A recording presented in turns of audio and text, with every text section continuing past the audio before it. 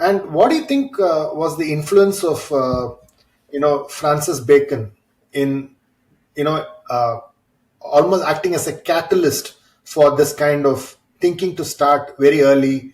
You kind of trace it back to the 16th, 17th century, and so what was his influence like, and what impact that did it have on the future generations?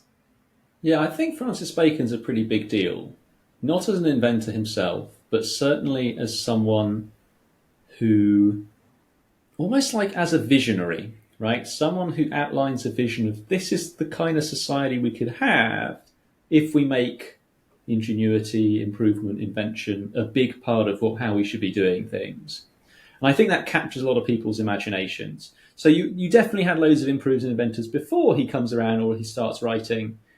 But when he puts out, some of his works, people start to think that's a pretty cool. It's almost like it's like a movement defining kind of works, right? So like nowadays, you often see manifestos from tech people, which are often highly influential, and people kind of gather around those things. And it's not like they're the first inventors, but those manifestos sometimes have a kind of, as you say, a catalyzing effect. It's almost a kind of augmenting effect by sort of building up people's self-identities around it, right? So I guess before you could have been, I don't know, improving woodworking or something. But the moment you read Francis Bacon, you're like, oh, I'm not just improving woodworking. I'm an inventor. I'm an improver in this more general sense. I'm part of this big project that's actually a bit broader.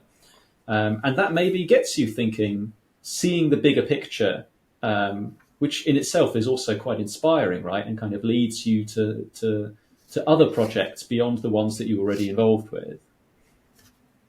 Okay. And what kind of movement can you kind of talk to our audience on? What kind of movement did it, drive when he started talking about the work that he was doing? I mean, part of the project from Bacon's perspective is around science. So it's about building up a lot. Well, it's two things. One is skepticism of things that have already been done. So going back and checking all the work that were done during the medieval period by the ancients, double checking if all of the stuff that's already written down has already been published is actually true.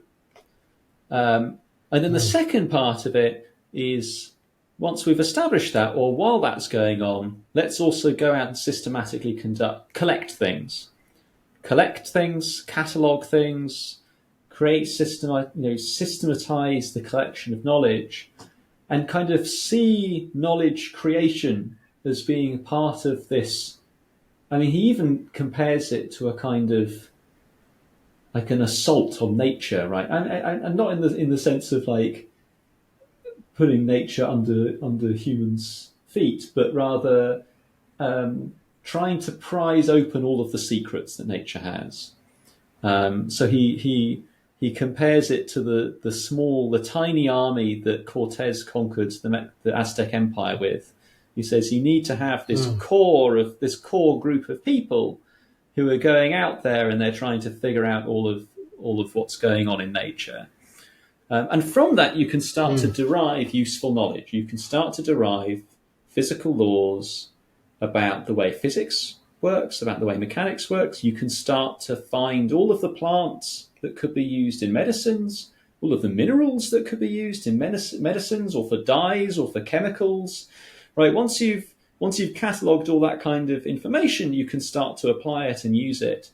And that's the other part of the vision that is so inspiring to people, is they think, okay, this isn't just about, I don't know, collecting insects because we like insects. It's about collecting lots and lots of insects because who knows, we might discover some use for this information. And being part of that broader project means that we can better the lot of humankind. Okay.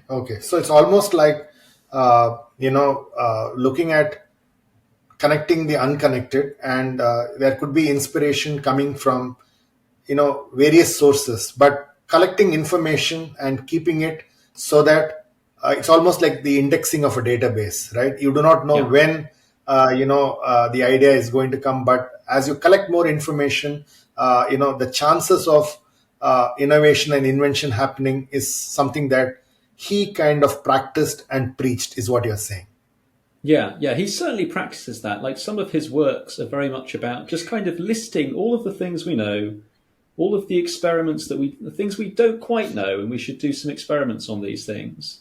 Right? Experiment, right? It's about experience, like just trying something out for oneself and seeing it with one's own eyes, and testing that against what we've read in other books, right, from other older authors. So he's worried about the corruption of the older stuff we already seem to know, and whether or not we really do know those things, so kind of firming up that base, as well as moving on to new information. And the other thing I mentioned, which is often missed, I think, in a lot of discussions of Bacon, is a lot of it's also about preservation.